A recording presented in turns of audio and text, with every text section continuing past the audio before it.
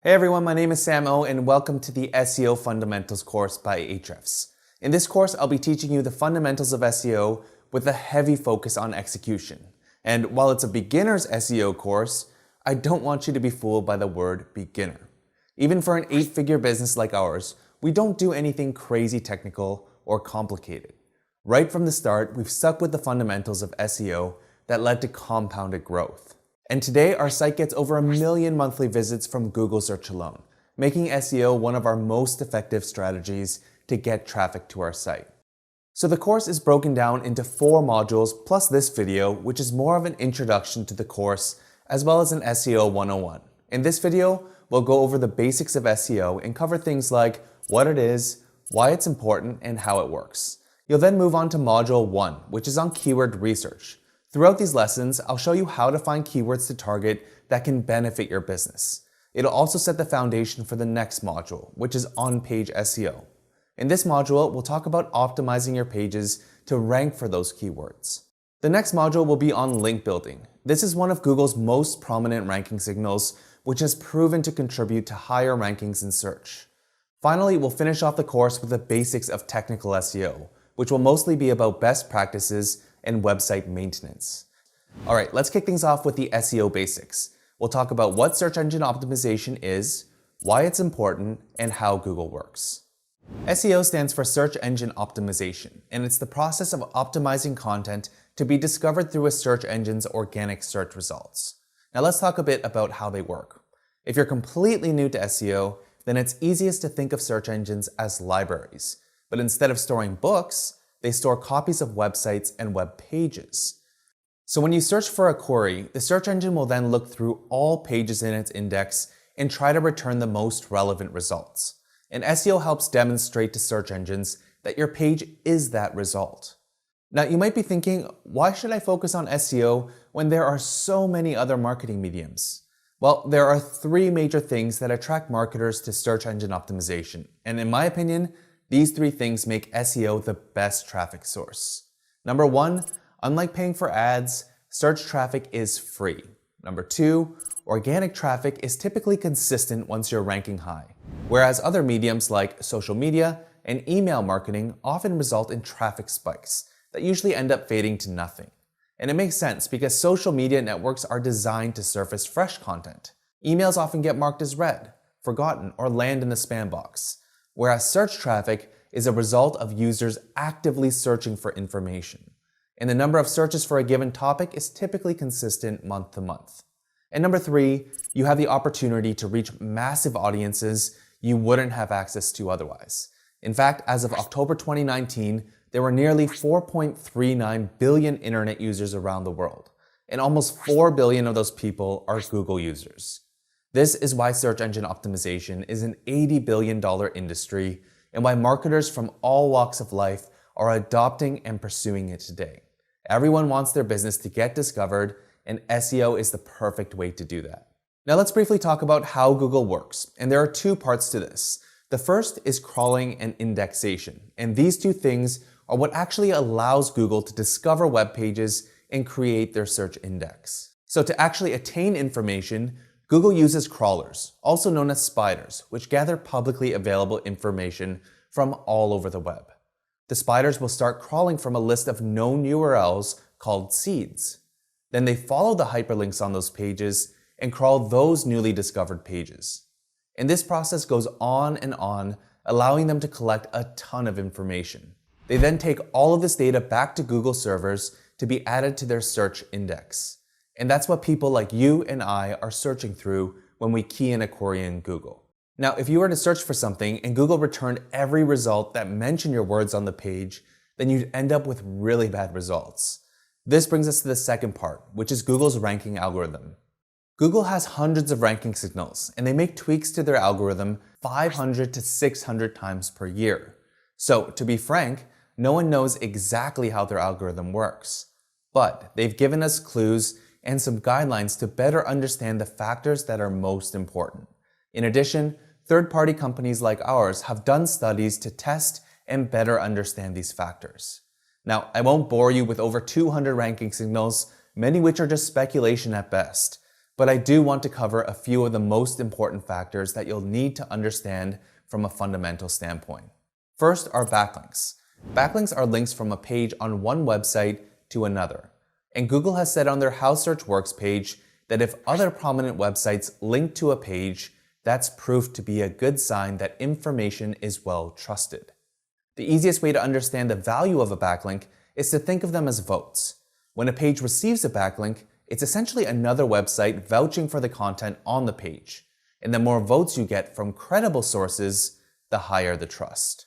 And we also studied the effect of backlinks on search traffic and found a clear positive correlation between backlinks from unique websites and a page's organic traffic. Second is search intent, which represents the reason behind a searcher's query. And if you think of Google's goal for search, their job is to return the most relevant results for any given query. So with that said, you can discover search intent simply by looking at the top ranking pages for the query you want to rank for. For example, if you search for slow cooker recipes, you'll see that the search results are mostly blog posts with a list of slow cooker recipes.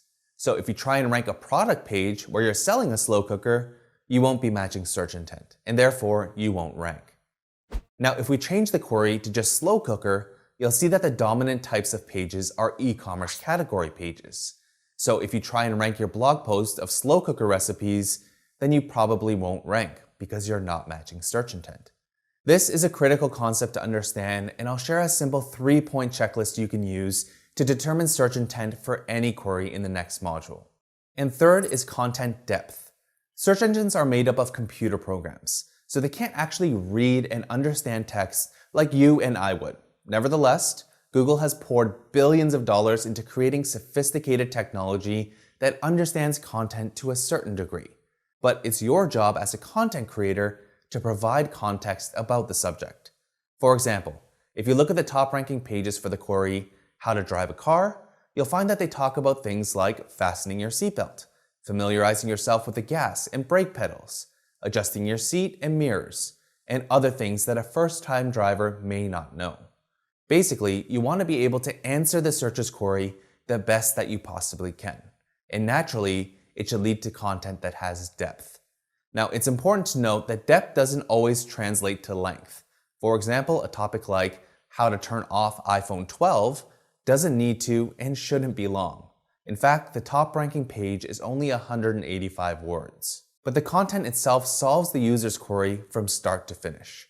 Alright, so the basics are in the book, and it's time to move on to the keyword research module. Hey, it's Samo, and welcome to the first module, which is on keyword research. In this first lesson, we're going to talk about what keywords are and how to choose them using a simple 4-point checklist. Let's get started. So what are keywords in the context of SEO? They're simply just words and phrases that people type into search engines to find what they're looking for. For example, if you are shopping for running shoes, you might search for keywords like men's running shoes or simply just running shoes. Now, keywords are actually super important in SEO because it sets the entire foundation for search engine optimization. The basic goal of SEO is to rank your pages for keywords that your target audience or customers are searching for. And if you're not ranking for keywords that actually get searched, then your SEO efforts are kind of meaningless. For example, we rank number 1 for the query SEO checklist, and this keyword is responsible for driving around 1,500 monthly visitors from Google, and that's just in the US. So keyword research is the process of finding keywords that people are inputting into search engines, and we'll get into this process in the upcoming lessons. So how do you actually choose keywords that are worth targeting? Let's run through a checklist that should help you choose keywords effectively. The first thing to check is if your keyword has search demand. Search demand represents the volume of monthly searches made for a keyword, and this is measurable with a keyword metric that we call search volume. You can find the search volume for a keyword by using a keyword research tool like Ahrefs Keywords Explorer. For example, the query kilometers to miles gets searched around 478,000 times per month in the US alone. But as you can see here in Ahrefs Keywords Explorer, 80% of searches go without a click to a page. And that's because Google has a handy calculator right here that'll solve the searcher's problem. So search volume alone can actually be a bit misleading, which is why it's worth looking at the second checkpoint, which is to check the traffic potential of the topic. Traffic potential represents the total search traffic you could get if you were to rank at the top of Google for your keyword. Let's look at the stats for our SEO checklist page in Ahrefs Site Explorer. So again, we rank number 1 for the query SEO checklist, and it sends us approximately 1,500 monthly search visits from the US. But if we look at the total global organic traffic to the page, you'll see that we get approximately 3,000 monthly visits from Google every single month. And that's because this page ranks for over 200 keywords. And this page isn't an outlier. In our study of 3 million keywords, we found that on average, the top ranking page ranks for nearly 1,000 other keywords in the top 10. So while you may be optimizing your pages for a main keyword, your page will likely rank for hundreds or even thousands of other relevant keywords. And because of that, the monthly search traffic potential of the topic, SEO checklist, is actually higher than its monthly search volume. This is what makes traffic potential a much more reliable metric than search volume. And the way you determine traffic potential is by looking at how much traffic the top ranking pages are getting. For example, if we go to Ahrefs Keywords Explorer and search for Submit Website to Search Engines, you'll see that it has a search volume of 1,100 monthly searches in the US. Now, if I scroll to the bottom of the page, you'll see a SERP overview, which shows you the top 10 ranking pages for that keyword. And SERP just stands for Search Engine Results Page. And as you can see, our page gets an estimated 5,300 monthly search visits from the US alone. And we rank for over 1,300 keywords, making traffic potential of this keyword higher than its search volume. Now, it doesn't always work out this way. For example, the query keyword cannibalization has a search volume of 150 monthly searches, but the traffic potential is well under 100. So it becomes more of a business decision whether you want to tackle the topic or not. Now, choosing keywords based on metrics alone is not a good idea, which is why the rest of the checkpoints are meant to ground you. The next point on our checklist is to assess the business potential of the keyword or topic. Business potential simply represents the value a keyword has to your business, and value really comes down to your niche as well as your business model. So an easy way to do this is by assigning scores between 1 to 3 to keywords you're researching. The higher the number, the more important the topic is to your business. So let's say you have a site about golf, and the way you make money is by selling used golf clubs. Bringing this back to business potential, that means topics where you can organically recommend products to visitors would hold the highest business value. For example, people searching for something like buy used golf clubs are likely ready to make a purchase here and now. So in my books, this would have a business value of 3. Now, a keyword like best golf clubs would also be relevant to your site. People are likely ready to make a purchase soon, but just don't know which clubs to buy.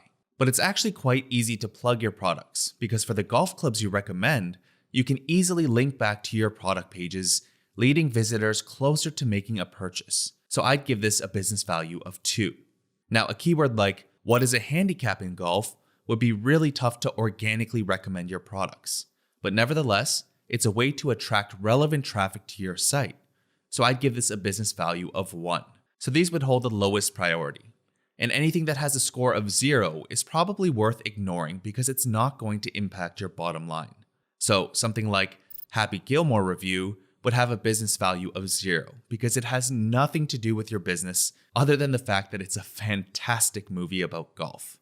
Alright, the next point on this checklist is to see if you can match searcher intent. This is a concept that we covered in the first lesson of this course, but it's something that I'm going to keep talking about because it's super important. So again, search intent represents the reason behind a searcher's query. And the way we determine that is by looking at the top ranking pages for the keyword we want to rank for.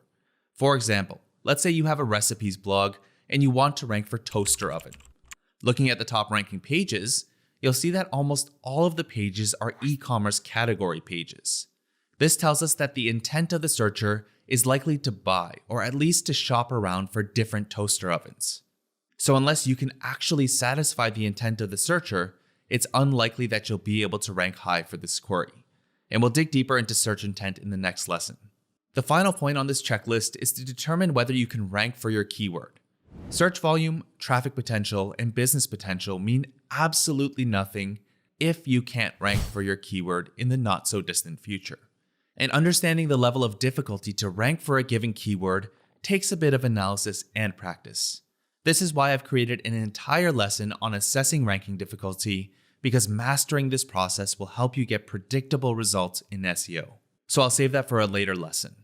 Now, actually choosing keywords comes down to finding a balance in this checklist. You have to ask yourself, does the topic drive enough traffic and have business value to make it worth the effort? And this is the question you should ask yourself before you create pages with the intent to rank in search. And these 5 points in the checklist are exactly what we're going to dive deeper into throughout the rest of this module. Hey, it's Samo, and welcome to the second lesson, which is on search intent. And I touched on this in the first lesson on SEO basics, but I really want to take some time to unpack what it is and how to use it in keyword research. Reason being, if you can't match searcher intent, then you probably aren't going to rank for your target keywords. So again, search intent represents the reason behind a searcher's query. And matching search intent is one of those must-do things to show search engines that your page will fulfill their goal, to deliver the most relevant results for any given query. And while it might sound like you're trying to satisfy Google, what you're actually doing is learning what you need to do to satisfy the searcher's intent.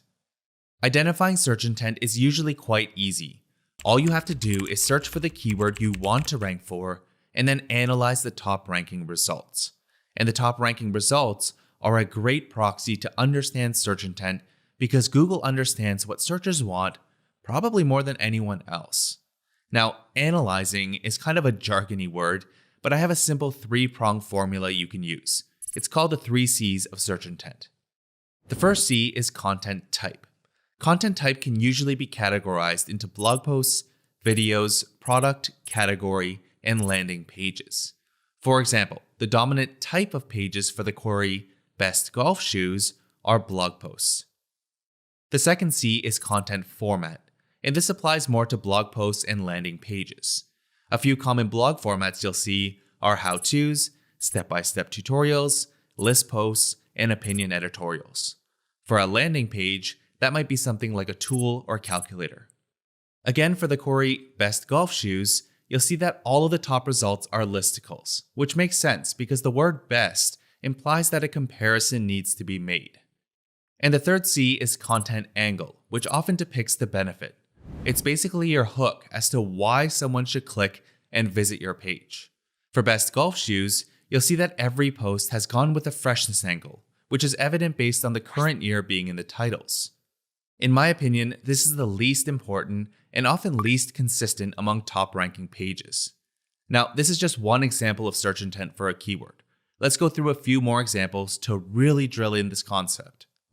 The first example is for the query, how to swing a golf club. The dominant content type is clearly blog posts, but you'll also notice that a YouTube video is ranking ahead of the blog posts. So this tells us that it may be worth creating both a blog post and video to potentially get 2 different spots in the search results. As for content format, they're clearly all how-tos, and seeing as the nature of the topic would require a step-by-step procedure, that's probably the route you'd want to go to. And you can confirm this by actually visiting some of the top-ranking pages. Now, with content angle, it appears as though for beginners or basic seems to be the right way to approach the topic. The second example is for the query golf clubs. Looking at the SERP, you'll see that they're all e-commerce category pages, which tells us that when people search for this query, they're likely in shopping mode. Now, seeing as content format applies mostly to blog posts and landing pages, it wouldn't be applicable here since we're looking at e-commerce category pages. As for content angle, it seems to be mostly about deals, so saving money on golf clubs. Alright, the final example is for something like golf bags. Looking at the SERP, you'll see something a bit different. We have a mixed SERP. Content type for the top ranking page is an e-commerce category page. Then we have a couple of blog posts on the best golf bags. And we also have an outlier on how to buy golf bags. And towards the bottom half of the results, we have more e-commerce category pages. So what do? Well, in order to make an educated decision, we still need to lay some foundation work. So we'll revisit this example in a later lesson. Hey, it's Samo and welcome to the third lesson in our keyword research module. In this lesson, I'm going to show you how to find keywords for your website based on the things you learned in lesson 1 and 2 of this module. Let's get started.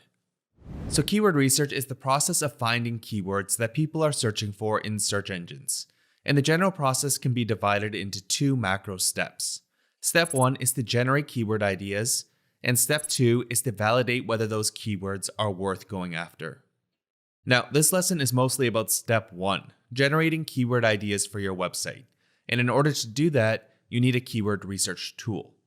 Keyword research tools show you information on keywords like their search volume, keyword difficulty scores, and other SEO metrics. Plus, they should help you discover potential topics worth going after. There are a lot of tools out there, and you're free to use whichever ones you want. But for this course, I'll be using Ahrefs Keywords Explorer.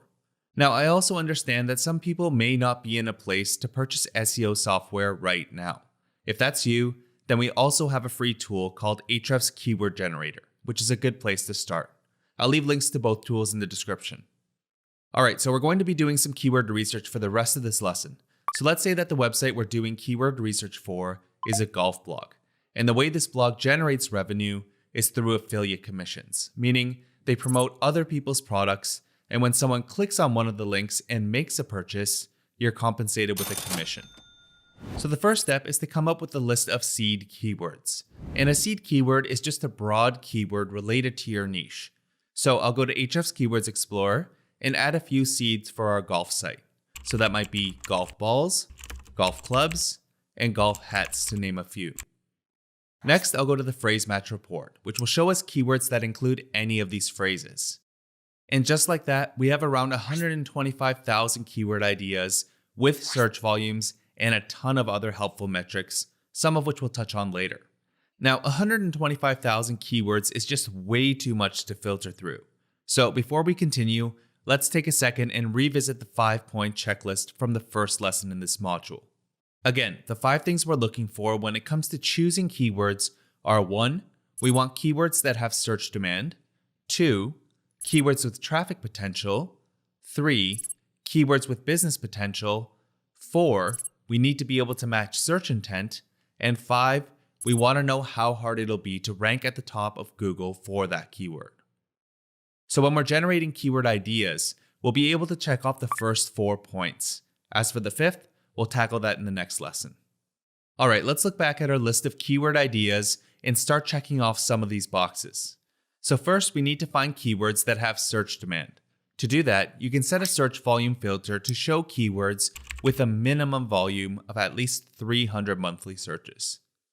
And now that list has just shrunk to 351 keyword ideas, which will be easy to manually filter through. The next point on this checklist is to see if they have traffic potential. Again, traffic potential is a more reliable metric than search volume because not all searches result in clicks. And at the end of the day, we want traffic, not searches. To check the traffic potential of a topic, you need to look at the top ranking pages and see how much traffic they're getting. To do that, you can click on the SERP button beside any of these keywords. So if we do that for the query golf clubs, you'll see that the top page gets around 16,000 monthly search visits from the US. Now, if you don't have an Ahrefs account, you can get a free version of the SERP using Ahrefs SERP Checker tool. Next up is business potential. Again, business potential is simply the value a keyword has to your business. And while 16,000 monthly search visits seems great, you need to consider the 4th point on the checklist, which is to ask yourself if you can match search intent. As you can see, almost all of the top ranking pages are e-commerce category pages. So searchers are probably in shopping mode. But we have a golf affiliate blog, so the site probably isn't selling golf clubs. Meaning we can't create an e-commerce category page, and therefore we won't be able to match search intent. So seeing as this query doesn't fulfill the points on our checklist, we wouldn't go after this keyword. Now, looking further down the list, you'll see the query best golf balls. It has a high search volume, and if I click on the SERP button, you'll see that the traffic potential is around 5,000 monthly visits from the US. Pretty good. Now, in terms of business potential, this keyword would have a value of 3 because our site makes money by reviewing and recommending products. So it would be super easy to organically recommend products in a best of post, which I assume would lead to a fair amount of affiliate commissions. As for search intent, these are blog posts in the listicle format with the freshness content angle, as you can see from the titles of the top ranking pages. So this query checks all boxes and passed our initial sniff test. So I'll click on the checkbox and add it to my golf keyword list. Now, checking the SERP for all of these keywords would be pretty time consuming, so there's a quick technique you can use to find relevant keywords, and that's to use keyword modifiers. A modifier is an add-on to a base keyword. For example, if our base keyword is golf hats, we can modify this keyword by adding best, top, or the current year. And modifiers tell us a lot about search intent. A word like best again tells us that a comparison needs to be made. So searchers are probably looking for listicle blog posts with various different product recommendations. Now, if a word like how or what is in the keyword, then it tells us that the top pages will likely be blog posts or videos with step-by-step tutorials or some other informational content. So with this knowledge, we can actually filter this keyword list down to A, keywords that likely have business potential, and B, keywords where we can match searcher intent. For example, since we're doing keyword research for an affiliate site, modifiers like best, top, versus, and review would likely bring up topics where we can organically recommend products. So if we go back to the keyword list, we can click on the include filter and paste this list there. Next, I'll hit the Any Word tab since we want to find keywords that include any of these modifiers, as well as one of our seed keywords. Hit apply, and we now have a list of around 30 keywords that are most likely going to have high business potential. Plus, we know that 99% of the time, the results for any best type keyword will be listicle blog posts, and we know that we can match searcher intent with our affiliate blog. Now, if we switch the modifiers in the include filter to words like how, what, who, where, why, guide, and tutorial, then we can apply the list to find informational topics that we could write about on our blog. And pretty much all of these keywords would be fair game for our hypothetical golf blog.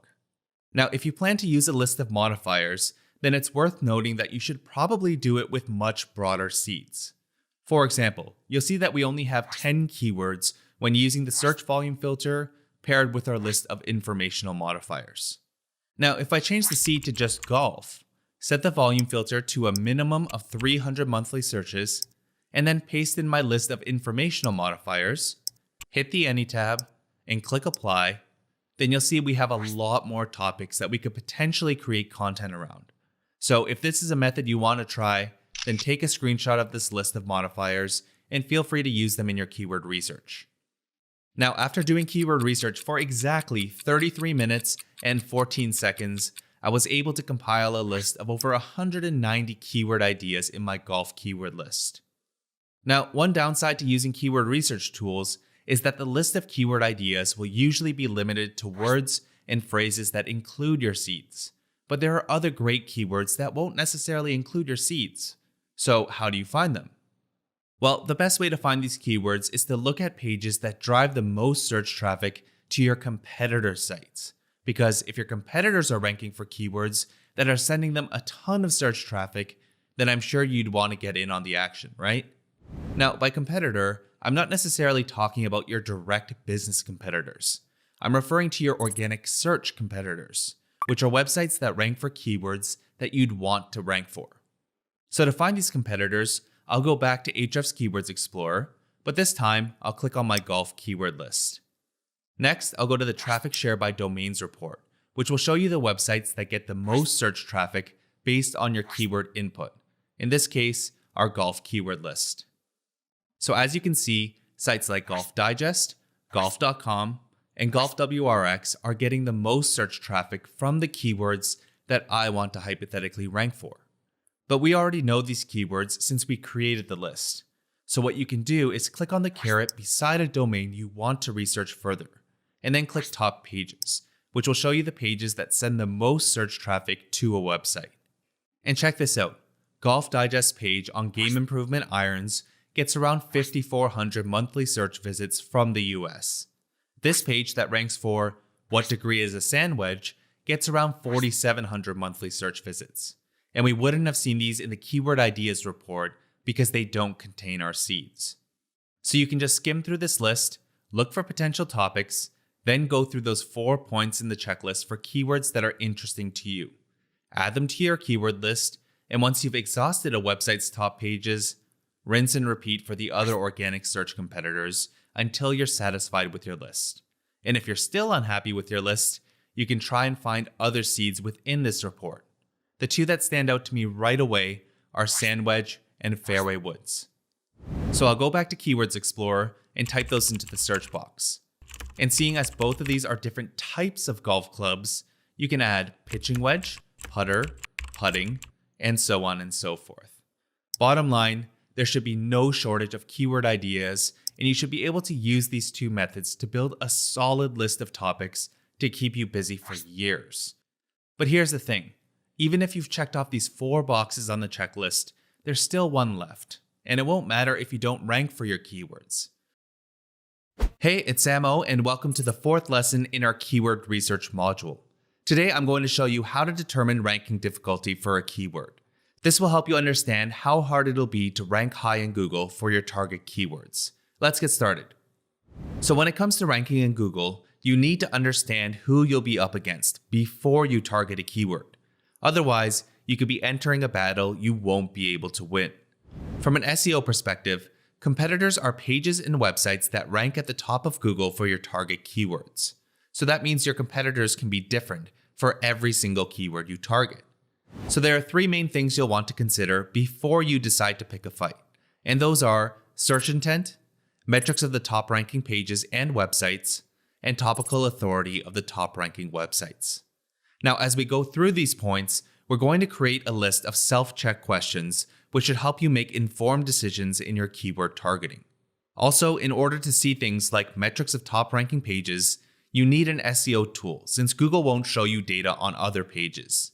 So I'll be using Ahrefs Keywords Explorer throughout this lesson. Now, if you don't have an Ahrefs account, you can use our free SERP Checker tool, which will give you data on the top 3 pages. All right, let's start with search intent. The first thing you need to do is look at the SERP and ask yourself, do some of the top ranking pages fail to closely match search intent? To find this out, you can go through the 3 C's of search intent as we discussed in lesson 2 of this module. And by the looks of it, they're all listicle blog posts using the freshness angle, so they do match it. Also, pay close attention to the titles and URLs of the ranking pages. In general, if the top pages include the primary keyword or a variation of it in the title and/or URL, they're likely targeting that keyword. For example, all of the top ranking pages for the query, how to save money, are exactly about that. Whereas a query like best convertible car seats for small cars is a bit mixed. As you can see, some pages have gone specifically with the angle for small cars. As a result, it's probably matching searcher intent better than the more broad posts about the best convertible car seats for any car. This is a sign of weakness in the SERP because it means there's probably a lack of rank-worthy content out there about the best convertible car seats for small cars. Now, I don't want you to take this as advice that you must include the exact keyword phrase in your titles and/or URLs. With this example, finding convertible car seats for small cars is actually a very specific need for a specific person. All right, let's talk about the metrics. The first metric to look at is the number of websites that are linking to the page. At Ahrefs, we call this referring domains. As I mentioned in Module 1, backlinks are one of Google's most prominent ranking signals. So if a page has a lot of quality links pointing at it, then it'll be more competitive to rank. So before choosing a keyword, you need to ask yourself, can I get more quality backlinks than the top ranking pages? The second metric is website authority. At Ahrefs, we call this domain rating, which represents the overall strength of a website's backlink profile. Very generally speaking, you should be going after keywords where your website's DR is in a similar ballpark range as the top ranking pages. Or at the very least, one of the top ranking pages should be in the same range as your website.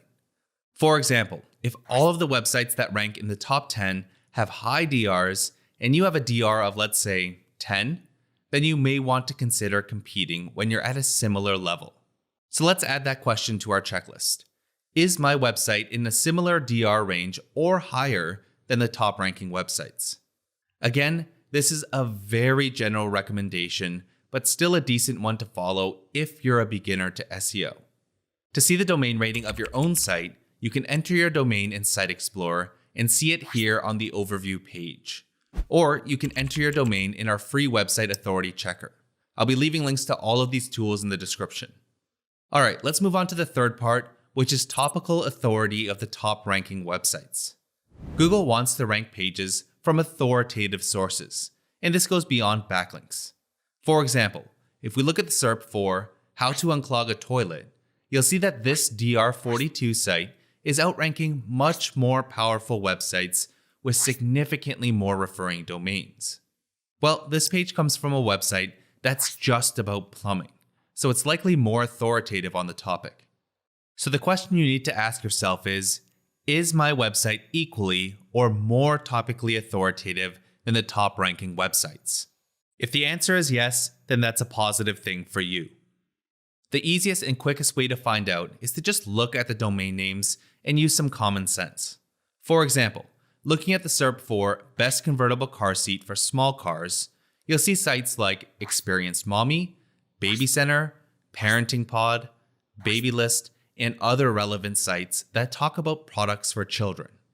And for domains that aren't as easily distinguishable, like 800buckleup.org, you can just visit the site, hit the About page, and get a general idea of what the site is about. In this case, you'll see that they talk about car seat recalls and review car seat brands. So yes, it is topically authoritative on car seats. All right, let's look at our full list of yes or no questions. As a very general rule of thumb, the more yeses you can check off, the better your chances of ranking. Again, very general because SEO is quite nuanced. With that said, let's go through a couple of hypothetical examples for our golf site. To set the scene, let's say you have a website that's about golf instruction and you also review golf equipment, and your website's domain rating is low at around 15. Alright, so the first example is for the query, best golf grips. Let's start with the first question. Do some of the top ranking pages fail to closely match search intent? From the looks of it, they all look decent, so I'll check the no box. Next up, can I get more quality backlinks than the top ranking pages? Again, we haven't covered anything about quality backlinks yet, so for now, let's just look at quantity. Most of the sites have very few referring domains, so I'd say this is a yes. Next question. Is my website in a similar DR range or higher than the top ranking websites? Based on the SERP, there are a few sites with similar website authority, so let's give this a yes as well. And finally, is my website equally or more topically authoritative than the top ranking websites? Well, all of the top pages are from golf sites, and so is mine, so let's give this a yes as well. So based on our analysis, it looks like this would be a topic worth going after. Alright, the next analysis is for the keyword best putters. Looking at search intent, overall, it looks like the majority of pages are good, so I'll check the no box. But I do want to touch on this page on the best blade putters. This is more of a focus post, and they're likely ranking high for this because of all of the other factors like high website authority, lots of referring domains, and topical authority. So I would actually exclude them from the rest of this analysis. Alright, next up, can I get more quality backlinks than the top ranking pages? Again, just looking at the quantity of links to these pages, the answer would likely be a yes, seeing as we're still looking at about a dozen referring domains. But it's important to realize that getting more links than the number one page probably won't happen in the near future, meaning getting the top ranking spot will be tough. Next, is my website in a similar DR range or higher than the top ranking websites? The answer is no. And finally, my website is topically authoritative, so I'll give this a yes. Now, it looks like we're at a tie between yeses and nos, and this is exactly why I said, as a very general rule of thumb, the more yeses you can check off, the better your chances of ranking. Again, SEO is nuanced. Plus, you need to weigh out some of the other principles we discussed, like traffic potential and business value. And the best way to make sound judgment calls is through experience. So it will take time to hone your skills and gain a better grasp of keyword analysis. So as you can see, understanding how hard it'll be to rank in Google will be a key skill to your success in search. Why? Because it's the first step to getting predictable results. After all, if you know what it'll take to rank ahead of your competition, then it all comes down to execution. And that's what the next two modules are all about. Hey, it's Samo, and welcome to the second module, which is about on-page SEO. If you haven't seen the Introduction to SEO video and the module on keyword research, then I highly recommend watching those first. They'll help you get the foundational knowledge you'll need to get the most out of this module. I'll leave links in the description. Alright, so what is on-page SEO? It's simply the practice of optimizing web pages to rank higher in search engines, and it revolves heavily around optimizing pages for search intent. But on-page optimizations also involve creating and optimizing HTML tags like titles and meta descriptions. Now, if you've been exposed to the practice of on-page SEO, then it's quite likely that you've heard conflicting advice. And for that reason, we're going to discuss both what on-page SEO is and what it is not. Let's talk about common advice you might see on-page SEO best practices, which just aren't true today. And while there are many old school tactics that are still being recommended, I want to focus on just 3 points to help you navigate the noise. Number 1, on-page SEO is not about stuffing exact match keywords. It used to be common practice to include the exact keyword you wanted to rank for in your title, URL, and content. For example, if you wanted to rank for car dealer San Diego, you would stuff that keyword throughout your page despite the fact it doesn't make sense, grammatically speaking. Google is smart enough to understand things like connecting words, synonyms, and closely related words and phrases. In fact, for all of these queries, the top 10 pages are nearly identical. Unfortunately, stuffing exact match keywords is still being practiced today, which can lead to poor user experience and poor readability, all things that on-page SEO should not do. The second thing is that on-page SEO is not about using your keyword a specific number of times on the page. In our study of 3 million search queries, we found that on average, the top ranking page ranks for around 1,000 other relevant keywords in the top 10. Now, can you imagine what it would be like if a top ranking page had to mention all 1,000 of those keywords at least 3 times? It makes no sense. The content would be unnecessarily lengthy and create an awful user experience for visitors. Here's an example. Look at the SERP for the query diet plan. You'll see that Healthline's article on how to lose weight ranks number 1, and there's no mention of a diet plan in their title or URL. In fact, there's only one fleeting mention of it on the page, not even a subheading. Here's another example. GQ ranks in the top spot for classiest watch. But if we look at the page, you'll see that the word classiest isn't there, and neither is the word classy. The third point is that on-page SEO isn't about meeting a minimum word count. Some studies have shown that the average content length of the top 10 results is over 2,000 words.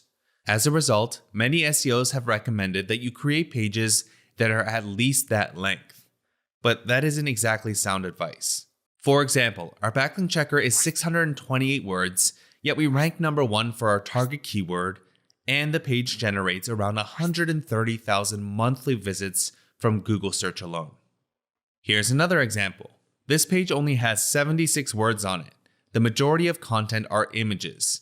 According to Ahrefs Site Explorer, the page gets over 170,000 monthly search visits. Now let's talk about what on-page SEO is today in 2021 and beyond. Looking at the definition again, on-page SEO is the practice of optimizing web pages to rank higher in search engines. And as I mentioned, this revolves heavily around optimizing pages for search intent. The keyword here is search intent. Translation: the goal of your pages should be to satisfy the searcher's intent. How? Well, we talked about the 3 C's of search intent, which should help you get the basic stuff down like the content type, format, and angle. In addition to this, your content needs to address the things people expect to see. You'll also want to nail the more tangible items like titles, subheadings, internal linking, readability, and of course the actual content itself. These are the things we'll be answering in part 2 of our on-page SEO module, where we'll get more tactical and talk about how you can create content that's optimized for search. Hey, it's Samo and welcome to the second lesson in the on-page SEO module. Today I'm going to show you how to create a page that's optimized for search. Let's get started. So as I showed you in the last lesson, on average, the top ranking page ranks for nearly 1,000 keywords. For example, Healthline's page is clearly targeting the query, how to lose weight fast. And sure enough, they're ranking in the top spot. Now, the traffic to this page doesn't come from just their target keyword. It comes from the combined effect of ranking for thousands of queries. And when we sum up the traffic from all keywords, it makes up well over 100,000 monthly search visits just from the US. In fact, if we look at the page's keyword rankings, you'll see that the target query, how to lose weight fast, only sends them a small percentage of the total monthly search traffic. Now, in order to rank for a ton of keywords and get a ton of search traffic, you need two things. The first is a page that's optimized to rank, and the second are backlinks. In this lesson, we'll cover how to create an optimized page, and we'll tackle links in the next module. Okay, so with on-page SEO, there are two main things we need to cover. The first is arguably the most important, and that's to ensure your page satisfies searcher intent. We've already covered the 3 C's of search intent, which again will give you very basic guidance on the type of content to create, the format to use, and the angle to go with. But the actual content itself is what'll leave your visitors satisfied or dissatisfied. So you might be wondering, what exactly do I write about in order to satisfy searchers? The short answer is to learn from your competitors. The top ranking pages are ranking at the top for a reason. Google and other search engines deem them as the best candidates to satisfy a searcher's query. So they're clearly doing something right, at least from the perspective of a search engine. Now, while the content will vary from topic to topic, the way you research a competitor's content will be more or less the same. Let's go through an example. So let's say that we want to create content that targets the query, best golf club sets. To start, I'll go to Ahrefs Keywords Explorer and search for the query. Then I'll scroll down to the SERP overview to see the top ranking pages. Now, if you don't have an Ahrefs account, you can use our free SERP checker tool to do everything I'm about to do. Alright, so looking at the SERP, we want to pick out the top 3 or so relevant ranking results. And by relevant, I'm talking about pages that match the dominant search intent based on the 3 C's we've discussed so many times now. So in this case, the majority of pages are blog posts in the listicle format with freshness as the content angle.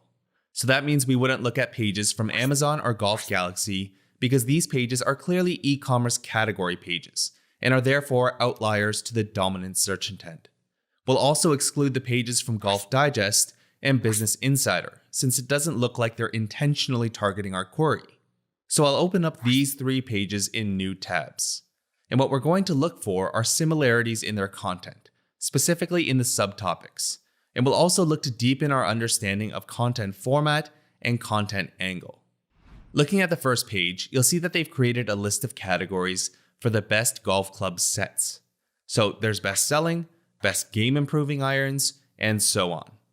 Looking further down, they have a subheading, which is the make and model of the golf club set, followed by a brief review of the clubs. The next page also has a summary based on more broad categories like best value, premium pick, and best choice. And based on the table of contents, you'll see that they followed a similar structure where the make and model of the clubs are used as subheadings. They also add a brief description of the clubs as well as some skimmable bullet points. And the final page does pretty much the same thing. They use subheadings as the make and model, followed by a short review. Now, unless you're a golfer, you may not have caught this minor, but perhaps important detail. All of the pages talk about sets that would appeal more to beginners. For example, they all talk about Callaway's Strata set, and they all include sets from Wilson's staff. In my opinion, these wouldn't appeal to an intermediate or advanced level golfer. Alright, so at this point, we know that we should create a listicle blog post with freshness as the angle. We also know that the content should likely be targeted at beginners. A couple common sets that were mentioned in all posts were the Callaway Stratas, as well as a set from Wilson's staff. Now, it's important to note that you don't have to include these in your post, but it's simply an observation I had made. We also saw that the top 2 out of 3 pages had top picks for categories like Best Game Improvement Clubs, as well as Best Clubs for the Money. Finally, we know that the subheading should be the name of the club set. Another thing I recommend before you start writing is to do a content gap analysis at the page level. A content gap analysis at the page level will show you common keywords that the top pages are ranking for where your page isn't. But since we don't have a page, we can still find common keyword rankings amongst a few top ranking pages using Ahrefs Content Gap tool. To get started, go to Ahrefs Site Explorer and paste in any one of the URLs. Next, head on over to the Content Gap tool.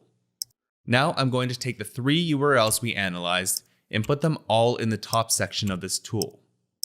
So what this is saying is, show us keywords that any of these targets rank for, where at least one of them ranks in the top 10. Now, if I run the search, you'll be able to see the keywords that these pages rank for and the position that they're ranking in. As a general rule of thumb, the more URLs that rank high for the keywords, the more relevant it'll be to your content. So to narrow our search down a bit, I'll click on the intersections dropdown and select both 2 and 3 intersections, meaning only show me keywords where at least 2 of our targets are ranking in Google and at least one of those targets is ranking in the top 10. From here, just skim through the list and look for interesting subtopics that might be worth adding to your post. In addition, you may be able to learn some interesting things about the audience as well as the language they use. So as you can see, people who search for this query are mostly looking for men's clubs. People want to know the best clubs for the money. They want to see cheaper options. And others are looking specifically for a set of irons. These are all things you should consider as you craft your content. Alright, so armed with this information, you should be able to create a great post with the searcher in mind. And while the content is the most important part, there are also a few more technical on-page optimizations you should do. Let's go through a few of the most important ones.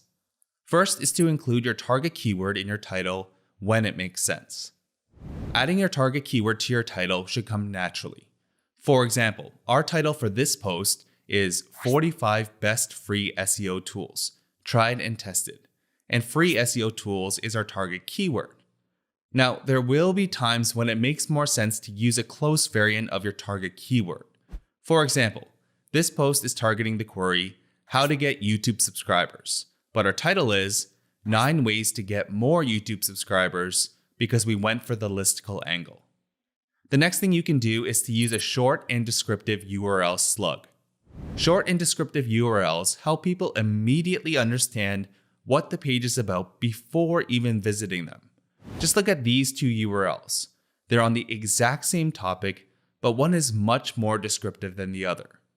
This part of the URL is called the slug, and the easiest way to choose your slug is to use your target keyword where spaces will be replaced with hyphens. Again, you should only do this when it makes sense, so you don't need to worry about forcing it. Now, if you're wondering if you should use subfolders to describe categories, that's entirely up to you. Alright, next is the meta description. The meta description is HTML code that's meant to briefly summarize your page, and search engines often use this text right within the SERP. To my best knowledge, meta descriptions aren't used as a ranking signal, but they can influence click-through rates, and for that reason, I think it's important to add to your pages. Now, it's important to note that according to our study of 192,000 pages, we found that Google rewrote meta descriptions nearly 63% of the time. So I wouldn't spend a ton of time on them, but you should still include them. Alright, next up is to add internal links to and from your pages. Internal links are links from one page on the same domain to another. And they're super powerful because they can pass link authority to other relevant pages, and they also help search engines better understand a page's contents. For example, if I had a site in the careers niche and I was writing a post about how to write a cover letter, then I definitely want to add internal links from other relevant pages like one on how to write a resume, More importantly, visitors who want to learn how to write a resume would probably want to know how to write a cover letter, and vice versa. To find opportunities, you can go to Google and search for site:yourdomain.com and then add the topic you're writing about. Then visit relevant pages and see if there's an opportunity to add an internal link to your new post. Alternatively, you can use Ahrefs' site audit tool completely free. Just sign up for an Ahrefs Webmaster Tools account, verify your site, and then run a crawl. Then you can head over to Link Explorer to find internal linking opportunities. We have a short but helpful video on how to do this on Ahrefs Product Updates YouTube channel, so I'll link that video up in the description. Alright, next up is to optimize your images. In the last 28 days, we've had over 4,000 visits to our blog from Google image search. While that pales in comparison to our 500,000 monthly organic blog visits, it's still 4,000 visits. Now, optimizing your images for SEO is threefold. Number one, name your image files appropriately. For example, this is a picture of a puppy. If you took the photo yourself, then chances are your smartphone or camera named it something like img_ and then a million numbers. Instead, change the file name to something like puppy. Not exactly rocket science, but according to Google, file names can give Google clues about the subject matter of the image. Number two, use descriptive alt text. Alt text, short for alternative text, is an HTML attribute that goes in your image tag. So the syntax would look something like this, where the alt value should describe the image. Alt text helps improve accessibility for those who are using screen readers, or if the image fails to load, visitors will be shown the alt text instead. Now, Google recommends creating useful, information-rich content that uses keywords appropriately and is in context of the content of the page. Yes, Google explicitly says to use keywords, but they also say to avoid stuffing keywords as it results in a negative user experience and may cause your site to be seen as spam, meaning don't do something like this. Now, looking back at the syntax, our alt text isn't exactly descriptive. So let's change that to something like puppy sitting on a couch. If you use WordPress, just add your alt text here when inserting your images and the CMS should do the rest. Alright, the third thing you'll want to do is compress your images. Compressing images makes your image file sizes smaller, leading to faster load times, and page speed is a Google ranking signal. There's a free tool for compressing images called ShortPixel, which has both a web interface as well as a WordPress plugin. And the last thing I highly recommend is to optimize for readability. Here are 5 simple but effective tips you can use to improve readability. Number 1, write in short sentences and short paragraphs because no one wants to land on a page with a huge wall of text. 2, use descriptive subheadings so people who are skimming the article can easily find the things that are important to them. 3, use a large enough font that's easily readable on both desktop and mobile. 4, avoid using big words. It's more important that people understand your content. And 5, write as you speak. Your content will be more conversational and entertaining to read. A free tool I recommend using is called Hemingway app. It'll give you some writing tips as well as a readability grade. I'd recommend trying to keep things at or below a 6th grade level. Now, there are other on-page optimizations you can do, like adding open graph meta tags or OG tags for short. These will allow you to customize the titles, descriptions, images, and other information when your pages are shared on social media networks. There's also schema markup, which is code that helps search engines understand your content and better represent it in the search results. For example, these pages use the recipe schema type, so Google is able to show things like the recipe's rating, the number of votes, the total time to make the food, as well as nutritional information. If you have a WordPress site, then you can add OG tags and schema with plugins like Rank Math or Yoast. Now again, the most important part of your content is that you're striving to satisfy searcher intent. Yes, the technical things are important too, but they're more like the icing on the cake. So here's a full on-page SEO checklist. Take a screenshot and let's move on to the next module, which is on an SEO strategy called link building. Hey, it's Mo and welcome to the third module in our SEO course for beginners. Throughout the next 5 lessons, we'll be talking about arguably the most important and most challenging SEO strategy. It's called link building. And to kick things off, we're going to talk about what it is, why it's important, and the mindset you'll need to have to be successful at it. Let's get started. So what is link building? By definition, link building is the process of getting other websites to link to a page on your website. And these hyperlinks are called backlinks. Now, while the end result might make sense conceptually and seem simple, the part that most people don't understand and can't seem to get right is this: the process. And this ultimately boils down to emailing complete strangers and asking them to link to you. Now, let's take a quick second to talk about how strange and kind of awkward this might sound. So let's go through a few scenarios and then we'll revisit this definition of link building. Let's say that you have a marketing blog and you write about SEO and digital marketing. Now, if some random person, let's call her Sally, sent you an email and said, "Hey, can you link to my post on Facebook ads? It's really good." Would you link to her? Probably not. In fact, you probably wouldn't even reply or click the link in her email to actually check and see if her content is as good as she claims. Now, let's flip the script a bit. Let's say that you've been following Ahrefs' YouTube channel and blog for some time. You've implemented some of the strategies we've shared and gotten some great results for your site. On top of that, you've been using our SEO tools for 3 years. Now, an email pops up in your inbox from me, Sam O, a name and face you might recognize because you've been following our channel. And in that email, I've asked you to link to our free backlink checker from your page that lists the 15 best free SEO tools. Would you link to me? Maybe. Now the final scenario. Let's say your mentor, who helped you get started in digital marketing, sends you an email, and she asks you to link to a page on her site from a relevant page on yours. Would you link to her? Definitely. She helped you get started in digital marketing, you obviously trust and respect her, and you'd be willing to bend over backwards for her. The point of these scenarios is to show you that the process of link building is actually very relational and can sometimes take more time than you might like. With Sally, you don't know her. You don't owe her anything. You don't trust her. She's blindly coming in, almost invading your inbox, and asking you for a favor without offering any kind of value in return. In the second scenario, when I hypothetically emailed you, you knew who I was, I had indirectly helped you, and you were a user of our product for years. So while we may not have a real life relationship, we're still connected in some way. So the chances of linking to me are probably higher than linking to Sally. Now, when your mentor asked you for a link, there's a real relationship there. There's a sense of trust, respect, and gratitude. So of course you would link to her. Now, while you can't and shouldn't try to become friends with everyone just to get links, you'll find that your best links will usually come from relationships that are sparked from email outreach. So let's redefine link building and set the tone for the rest of this module.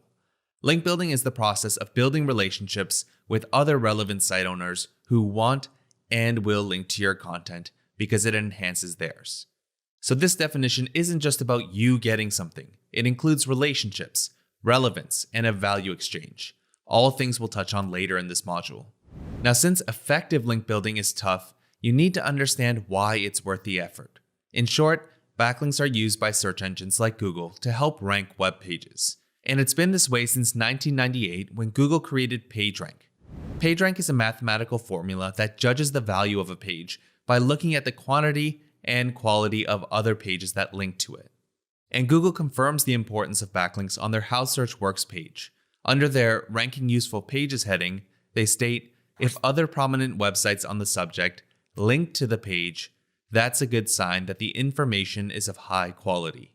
We also found a clear correlation between organic traffic and backlinks from unique websites in our study of over 1 billion web pages. So while getting backlinks may be harder than, let's say, creating a blog post, they're absolutely critical if you want to rank for competitive phrases. And competitive phrases are usually the ones that'll drive the most traffic and revenue for your business. Now, we briefly touched on the main way of getting backlinks, but not all links can or will be obtained through outreach. So in the next lesson, we'll talk about 3 methods to get backlinks, as well as the level of difficulty and effectiveness. Hey, it's Sam O, and welcome to the second lesson in our link building module. In this lesson, we'll talk about 3 link building strategies to get backlinks.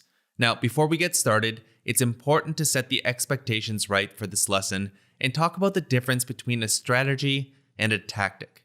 To me, strategies are higher level in the sense that it outlines the scope of the plans, whereas tactics are more micro and often focused around smaller steps. So the strategy sets you in the right direction, and the tactics kind of define how you get there. And we'll get into a few link building tactics later on in this module. Alright, so when it comes to link building, there are 3 main strategies to get backlinks. You can create them, buy them, or earn them.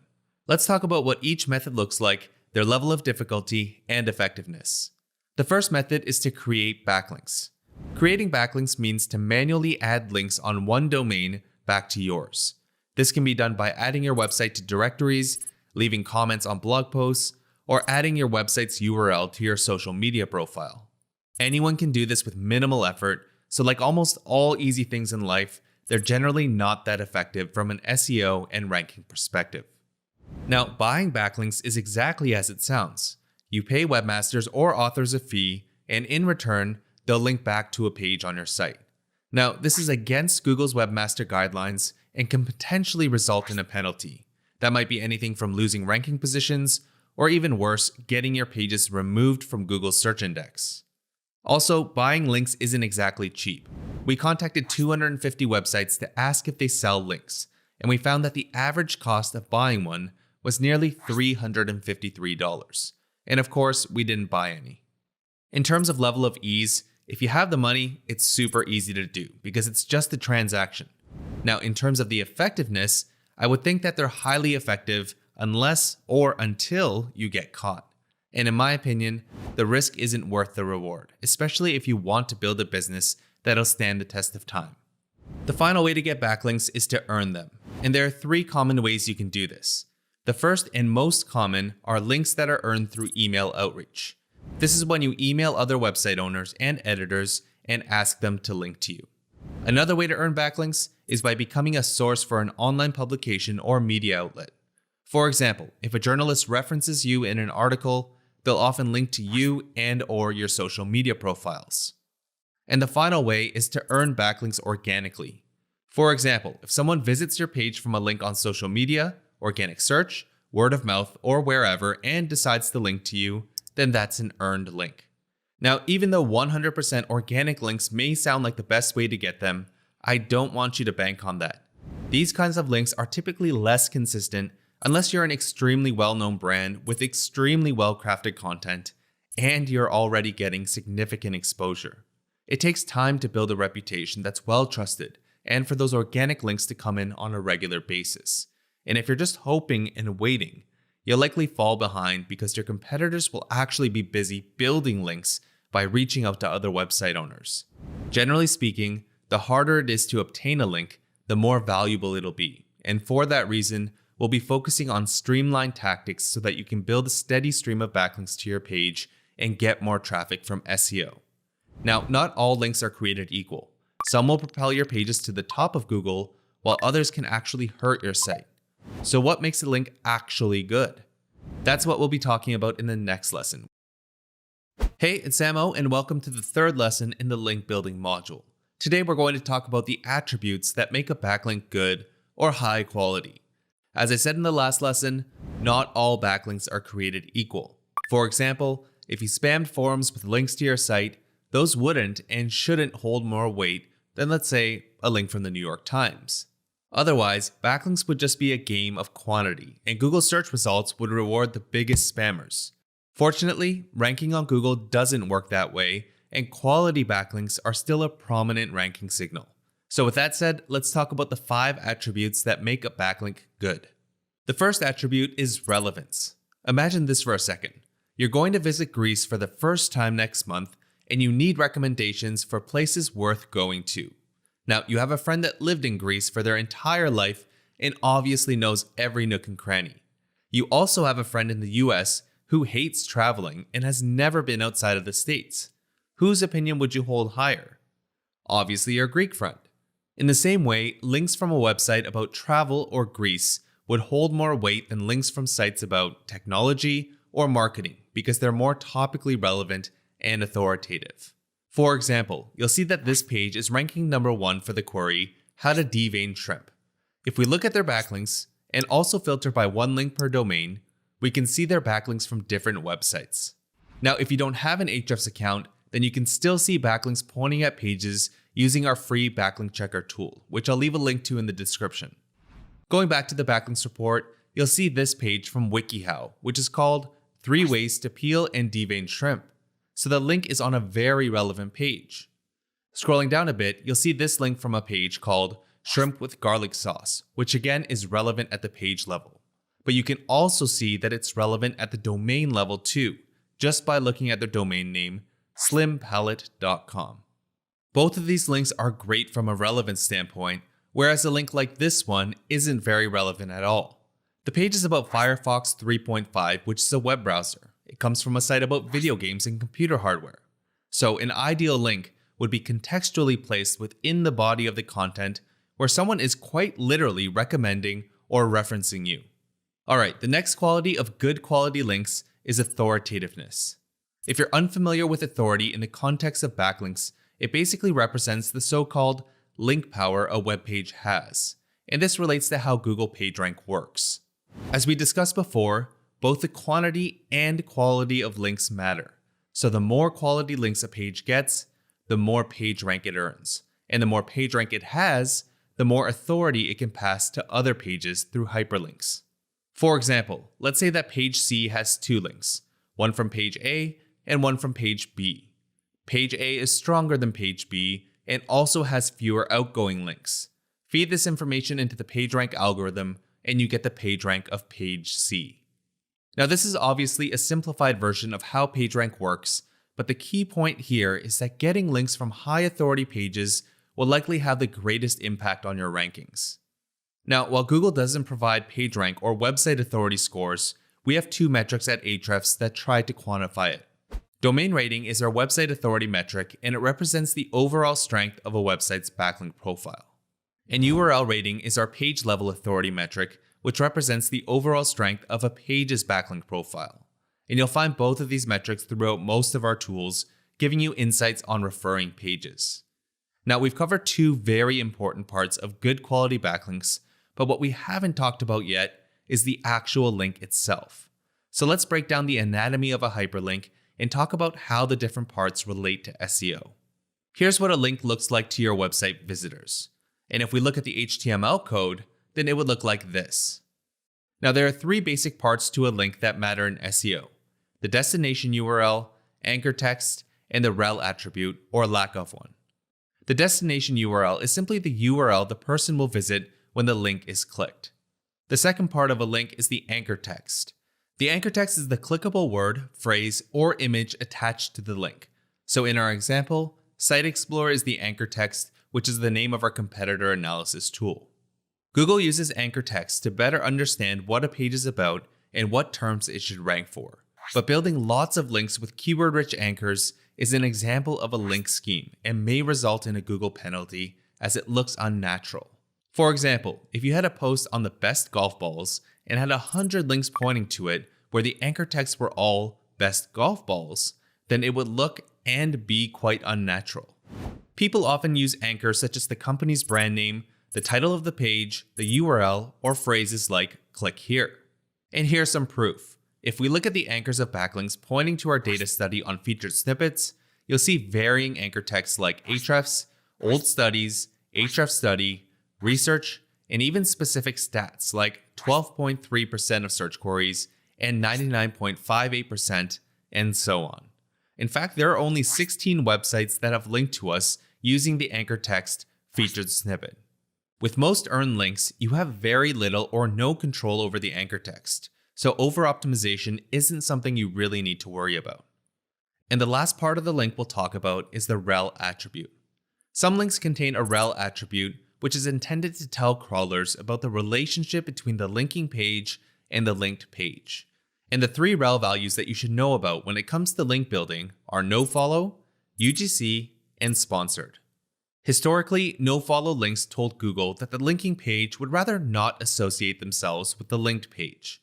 And for that reason, Google didn't transfer authority through those links. But then Google added a couple other rel values. UGC, which stands for user-generated content, and sponsored, which signifies an ethical paid link. They also announced that going forward, they would look at these link attributes as hints, meaning they may pass value through them at their discretion. Now, if a link doesn't have any of these rel values, then it would be called a followed link, meaning the link can pass PageRank and help boost your rankings. Seeing as this is still relatively new, I'd recommend focusing on building followed links, although that's only partially within your control. Now, it's important to note that no follow and UGC links aren't bad. It's just that followed links are proven to pass authority. One final thing I want to touch on is link placement. Prominent links are more likely to be clicked, and it's believed that Google takes this into account when determining how much authority a link transfers. For instance, an editorial link is more likely to be clicked than a link in the footer. So all else being equal, the former would be better than the latter. So to summarize, an ideal link would come from a relevant and authoritative page where the link is followed. It would have a descriptive anchor and be placed contextually within editorial content. But the truth is, a lot of this is out of your control. What is in your control is how you spend your time building links. By using these 5 attributes to help qualify prospects or people that are worth contacting, you'll spend your time building links that will actually move the needle. Now, the easiest way for a beginner to start building links is to use tried and tested tactics, and we'll be covering a few of them in the next lesson. Hey, it's Samo, and welcome to the 4th lesson in the link building module. Today, we're going to talk about the step-by-step process to build backlinks, as well as 3 cookie-cutter link building tactics that are tried, tested, and completely beginner-friendly.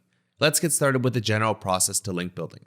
There are 3 general stages in link building: prospecting, vetting, and email outreach. When prospecting, you're searching for relevant pages and websites that might link to you.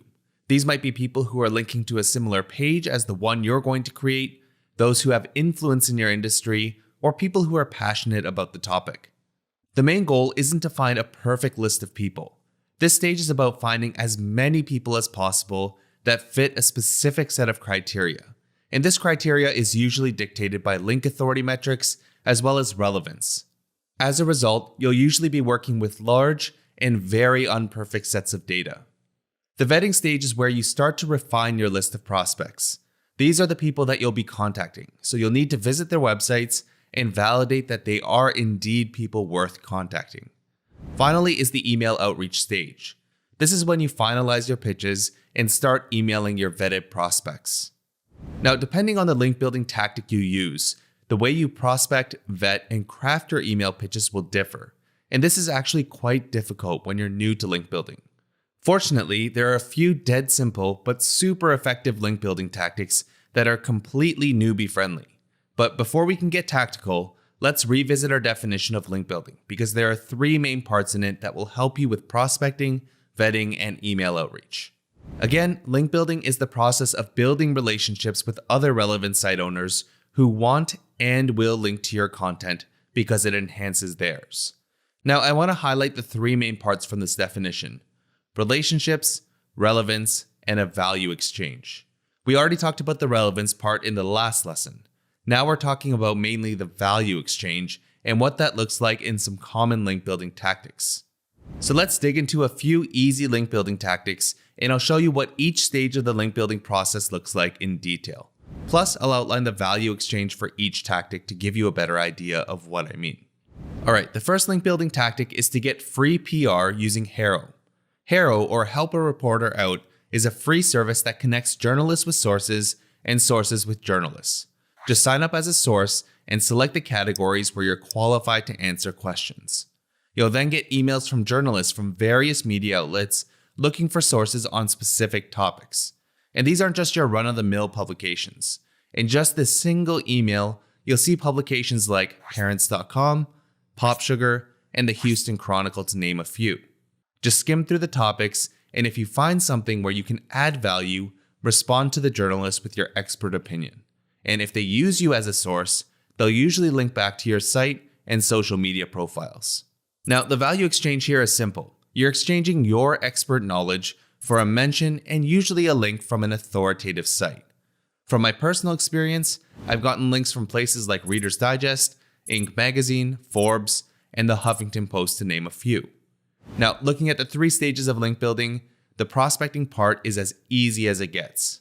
You sign up for a free service and journalists are actually looking for your help, not the other way around, which makes HARO super beginner friendly. As for vetting, you can simply scan through the results on a daily basis, but that can be time consuming. A simple tip you can use is to create a Gmail filter so only relevant emails will surface in your inbox. Just log into Gmail and click on the caret to bring down the search options. Next, set the from field to haro@helpareporter.com. Then you'll want to set the subject to HARO within square brackets since all of their emails include that in the subject line. Finally, set the has the words field to any keywords you want to monitor. And you can also use the or search operator to include multiple keywords or phrases. Click search to see the results your search filters would include and check out some of the emails to ensure you're getting relevant results. If everything looks good, click on the caret again and then click create filter. You'll then have the options to apply labels, mark it as important, or forward it to another team member to take care of. Now, as for the email outreach part, HARO gives you an email address, which will then be forwarded to the journalist. So just respond to the given email address and write your response. Now, obviously, you're not going to be the only person emailing the journalist. So here are a few tips you can use to improve your hit rate. Number 1, keep your emails as short as needed. Journalists get tons of emails, and if they see a huge wall of text, they probably won't even give your response a chance. Number 2, go after topics where journalists are likely looking for multiple sources. For example, this query from Best Life is seeking medical experts, as in the plural form of expert. These kinds of requests will usually be your typical listicle styled posts. So the more responses they accept, the higher your chances of getting mentioned and linked to.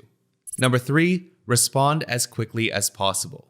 Journalists on HARO will often give a tighter deadline to give themselves time to actually put together a good story. Plus, some journalists believe that people who respond faster are better sources. Don't believe me? Here's what a journalist from Reader's Digest said to me. The deadline was just to make sure I get people to respond in a timely manner. I actually have the rest of the month to put the story together, which is nice. I find the tighter the deadline I attach, the better the response is, because the only people who go to the effort are ones who really have something relevant to offer. Obviously, this doesn't apply to every journalist, but it kind of makes sense. Alright, tip 4 is to prioritize questions where you are an expert and use it as the first line in your pitch. There'll be days where you can't respond to every relevant request. So prioritize the ones where you have the highest probability of getting sourced. For example, Pop Sugar is looking for experts who can talk about why cats scratch furniture and how to stop them from doing it. If you're a vet, then you might start your email with something like, "Hi Jenna, my name is Sam O and I'm a veterinarian with 12 years experience and a board member of the Cat Alliance." Clearly I'm not a vet, but you get my point. When you immediately qualify yourself as the right person to answer the question, you'll likely get their attention. Of course, you should be 100% honest, so I wouldn't claim to be a vet when I'm not. And finally, follow all directions in their query. For example, this one says, please be sure to include your full name, pronouns, title, and credentials, and the website you'd like linked with your name. Alright, the next link building tactic is guest posting or guest blogging. Same thing. Guest blogging is when you create content for another website. And the reason why this strategy works is because there's a clear value exchange. They get great content for free, and almost always, they allow you to link back to your site, whether that be within the content or in the author bio. Now, guest blogging also provides another great benefit aside from a potential backlink. You get the opportunity to get exposure to someone else's audience. They've already done the hard work in building that audience. You just have to write something that'll impress their readers. Now, when you're prospecting, you'll need to get a list of websites, and there are a few ways you can do that. The first way is to use Google search operators. Just go to Google and search for something like in title : write for us, wrapped in quotes, and then a keyword that's related to your niche. In this case, this search query will show us pages that include the phrase write for us in the title and have the word golf balls somewhere on the page. And this is a common footprint that websites use to attract guest writers. Now, because you'll want to write for sites with some kind of link authority, you can use Ahrefs' SEO toolbar to see link authority metrics right within Google search results. And if you don't have an Ahrefs account, you can use our free website authority checker to see the domain ratings for these sites. Another way to find a list of sites fast is to use Ahrefs' Content Explorer. Content Explorer is a searchable database where you can find pages on any topic along with both social and SEO metrics. To get started, just enter a topic that's related to your niche and run the search. Next, you'll want to set some filters to ensure that A, you're getting relevant results, and B, that you're reaching out to websites that have some kind of link authority. So first, I'll set the language filter to English, since that's the only language I'll be able to write in. Then I'll set a domain rating filter and set it to a range like 30 to 60. Now, if this is your first time guest blogging, then you may want to set a lower range like 10 to 30 to get practice before pitching more authoritative sites. Or if you're a seasoned guest blogger, then you can try something like 40 to 70. Alright, so next I'll enable this filter, 1 page per domain, which will narrow our results to 1 page per website. And this is almost a must-do kind of thing because there's no point in pitching the same website numerous times. Now, with around 200,000 domains, you might be wondering which ones allow guest posts. The truth is, you won't know until you ask. But there's a way to improve your hit rate, and that's to look at websites that have previously accepted guest authors. To find those sites, just click on the Websites tab and make sure that your results are sorted by the number of authors. Basically, the more authors you see, the more probable it is that they accept guest posts. Either that or they have a big staff of writers. From here, you can export the results and then move on to the vetting stage. At this point, you'll want to do a quick check to make sure that the websites don't look spammy and that they're actually relevant to your site. For example, golfballs.com is clearly going to be relevant and it's not spammy at all, seeing as it's just a regular e-commerce site. As for metricscat.com, the domain doesn't look like it's about golf. And if you visit the site, you'll see that it looks like a software company. So we'd exclude this domain from our outreach list. Now, another thing worth checking is the domain's site-wide organic traffic. To do that, go to Site Explorer and search for the domain. Next, click on the Organic Search tab. If the site is getting consistent search traffic like this, then it's a good sign that the domain is in good standing with Google. Domains that have an organic traffic like this is probably something you'd want to exclude when vetting sites. Reason being, this huge decline in search traffic is telling us that Google may have penalized the website. So you probably wouldn't want to associate your domain with theirs. Now, when you're vetting, you'll likely want to find around 10 times the number of posts you can write in a week. For example, if you can write 2 posts per week, then try and find 20 vetted sites. Reason being, most people won't accept your post, let alone respond to you. Alright, let's move on to the next stage, which is email outreach. Now, when you're pitching websites for a guest post, ideally you want to come up with a good reason as to why they should accept your post. Free content is great and all, but it's not necessarily so convincing that everyone will accept it. So take some time to do your research on the site. See how your expertise can be helpful for their audience or business. For example, if we look at the blog for golfballs.com, you'll see that they have content on the best golf balls for kids. And after searching through their site, I found that they have another guide on the best golf balls for the longest distance. Now, they're missing out on a lot of these best golf balls for blank. And seeing as they're in the business of selling golf balls, I could easily pitch them topics on something like best golf balls for high handicappers, which according to Ahrefs Keywords Explorer gets searched around 800 times per month globally. So I might send them an email and say something like, hey, whatever the editor's name is, I was digging through your site and saw that you have a couple of posts on the best golf balls for kids and for distance, but I was pretty surprised to see that you don't have one for other types of players, i.e. seniors. Being a high handicapper myself, I spent hundreds of dollars on balls and countless hours on launch monitors to find the best ball for me. If you're open, I'd love to write a post for you about how to find the best golf balls for hacky golfers like myself. I'm happy to share all of the data and stats, which I think will help people make an informed decision as they shop through your store. Is that something you'd be open to? Cheers, Sam. Now, with this outreach email, I'm showing them that I've done my research on their site, I'm a golfer myself, I have some unique data which I spent time and money to get, and I'm also showing them how my post could help them get more sales. We'll talk quite a bit about outreach in the next lesson, so let's move on to the final tactic, which is the skyscraper technique. The skyscraper technique is a link building tactic where you find content that has a lot of links, create your own version on the topic, but improve on it, and then reach out to those linking to the popular post and ask them to link to yours. Now, if we were to go through the prospecting, vetting, and outreach stages, this lesson would be extended another 7 to 8 minutes. So instead, I'll link up a video which will take you through the entire process step by step. In fact, we have an entire playlist dedicated to link building tactics, strategies, and processes. So I highly recommend watching that too.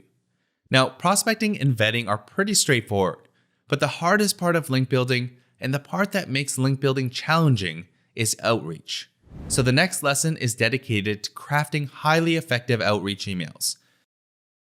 Hey, it's Sam O, and welcome to the final lesson in our link building module.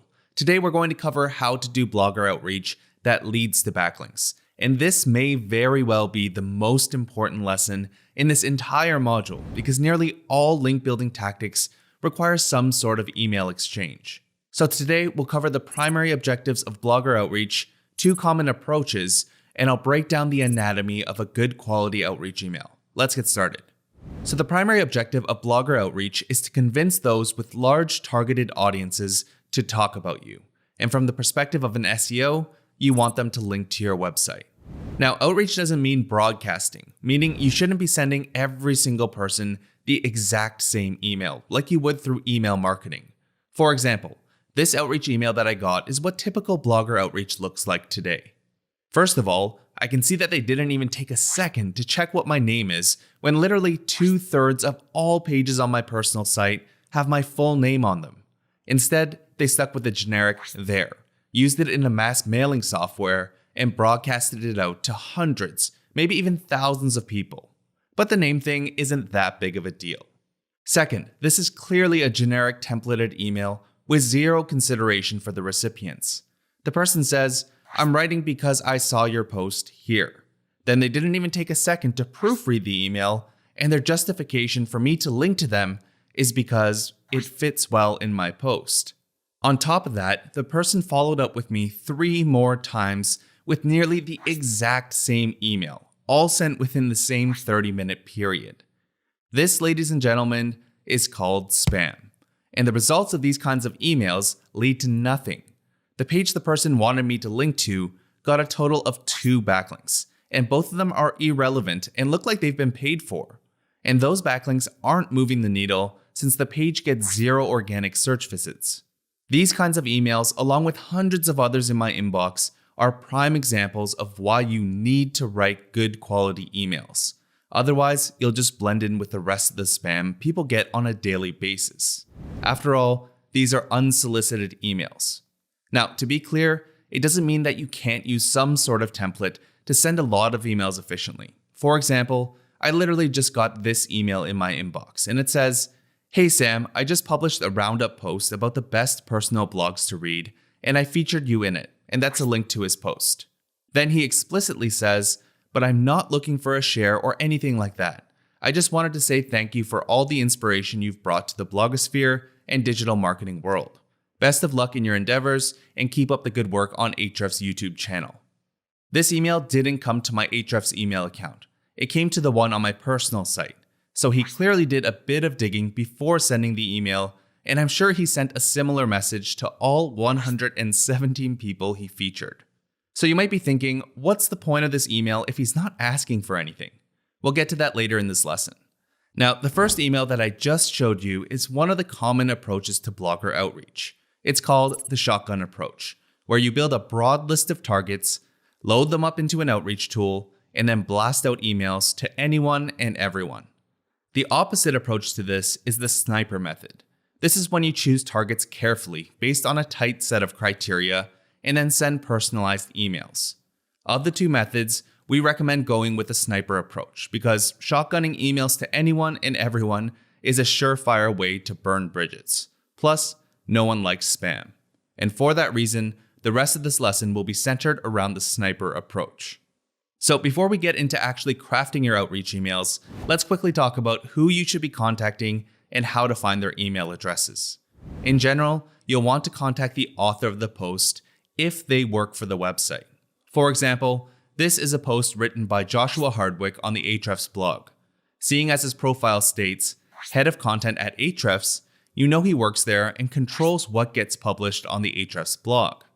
Now, for this post by Josh, there wouldn't be any use in contacting him because he doesn't work for SitePoint. In this case, you'd want to contact the editor of the blog. To find who that person is, you can check places like the website's About or Team page, their Write For Us page, if they have one, or their company's LinkedIn profile. Now, to actually find the person's email address, the easiest way is to check Contact and About pages. This works best for websites with one author. For websites that have multiple people involved like SitePoint or Ahrefs, you usually won't find individuals' email addresses on their site. So to find these emails, you can use a tool like hunter.io. Go to their email finder tool and just search for their first and last name, as well as the domain. Hunter will then give you their best guess. In this case, they're wrong, but the success rate is generally quite high.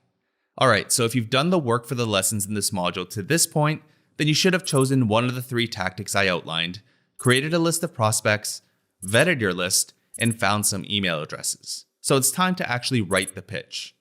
Now, while there isn't exactly a streamlined formula for every outreach email you send, I want to talk about the anatomy of a simple outreach email that has been effective for me for many years now. And there are 5 main parts to a typical outreach email. First is the subject line. The goal of the subject line is simply to get them to open the email. Otherwise, there's no chance at getting a response. But you don't want to clickbait them because that'll only leave a bad impression.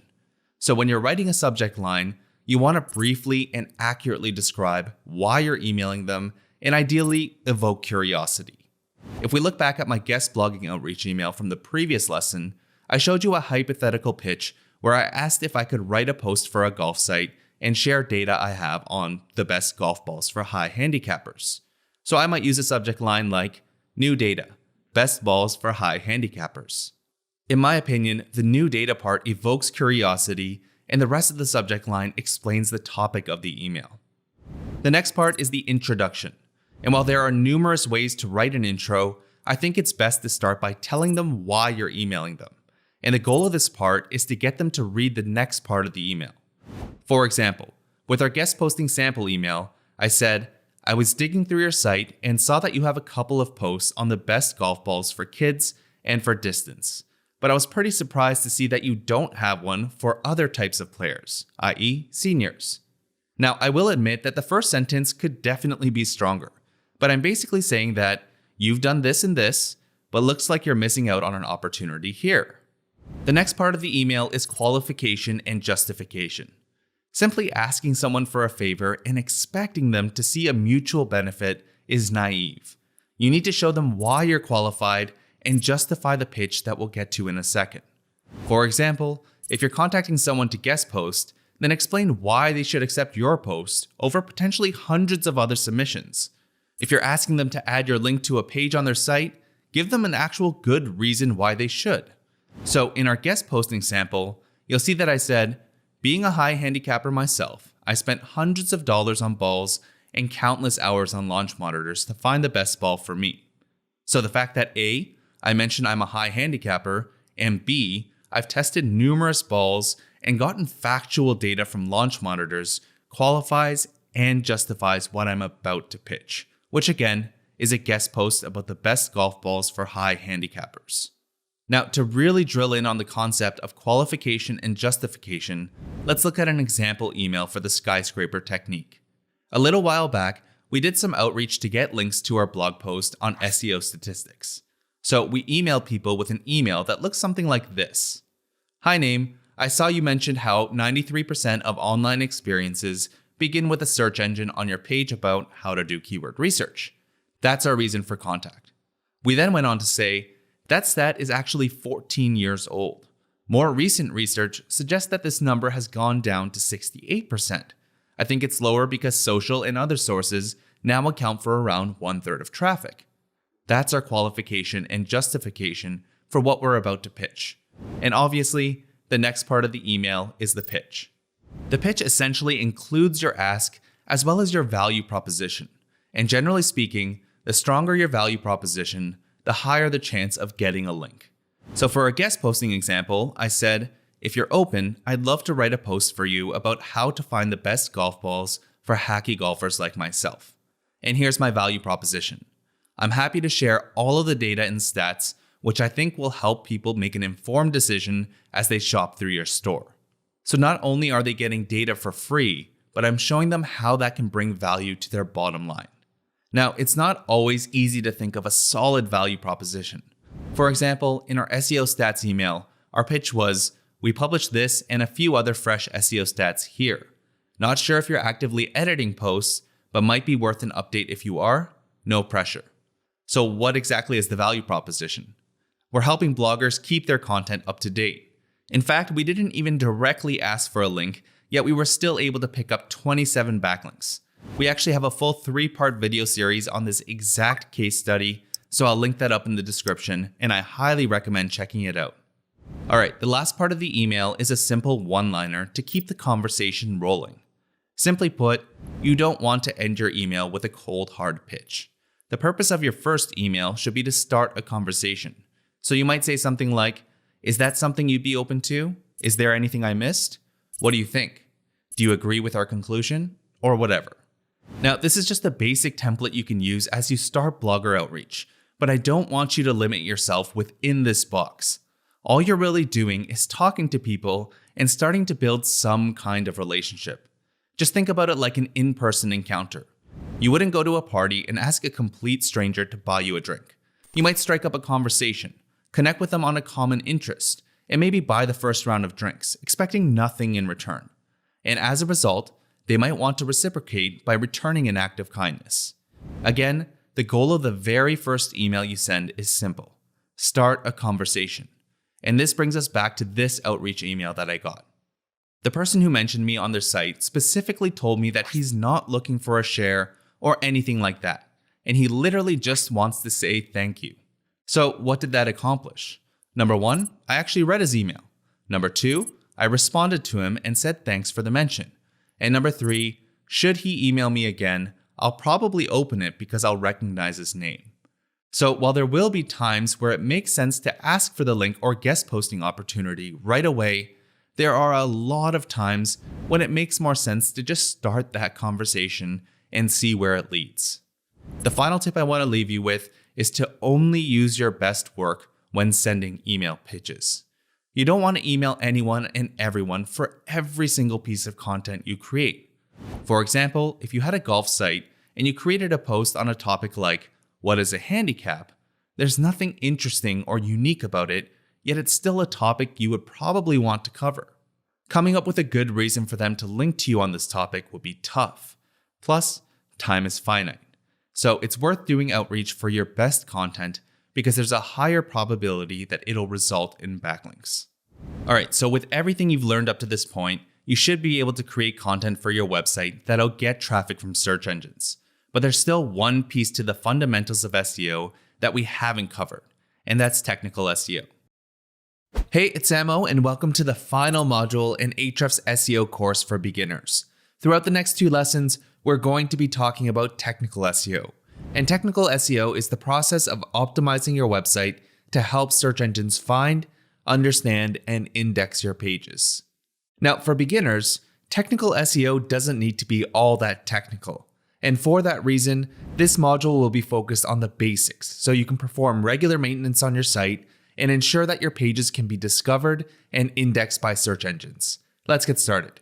Alright, so let's talk about why technical SEO is important at the core. Basically, if search engines can't properly access, read, understand, or index your pages, then you won't rank or even be found for that matter. So to avoid innocent mistakes like removing yourself from Google's index or diluting a page's backlinks, I want to discuss 4 things that should help you avoid that. First is the noindex meta tag. By adding this piece of code to your page, it's telling search engines not to add it to their index, and you probably don't want to do that. And this actually happens more often than you might think. For example, let's say you hire Design Inc. to create or redesign a website for you. During the development phase, they may create it on a subdomain on their own site. So it actually makes sense for them to no-index the site they're working on. But what often happens is after you've approved the design, they'll migrate it over to your domain. But they often forget to remove the meta no-index tag. And as a result, your pages end up getting removed from Google Search Index or never making it in. Now, there are times when it actually makes sense to no-index certain pages. For example, our authors pages are no-indexed because from an SEO perspective, these pages provide very little value to search engines. But from a user experience standpoint, it can be argued that it makes sense to be there. Some people may have their favorite authors on a blog and want to read just their content. Generally speaking, for small sites, you won't need to worry about no-indexing specific pages. Just keep your eye out for no-index tags on your pages, especially if after a redesign. The second point of discussion is robots.txt. Robots.txt is a file that usually lives on your root domain, and you should be able to access it at yourdomain.com/robots.txt. Now, the file itself includes a set of rules for search engine crawlers and tells them where they can and cannot go on your site. And it's important to note that a website can have multiple robots files if you're using subdomains. For example, if you have a blog on domain.com, then you'd have a robots.txt file for just the root domain. But you might also have an e-commerce store that lives on store.domain.com. So you could have a separate robots file for your online store. That means that crawlers could be given two different sets of rules depending on the domain they're trying to crawl. Now, the rules are created using something called directives. And while you probably don't need to know what all of them are or what they do, there are two that you should know about from an indexing standpoint. The first is user agent, which defines the crawler that the rules apply to. And the value for this directive will be the name of the crawler. For example, Google's user agent is named Googlebot. And the second directive is disallow.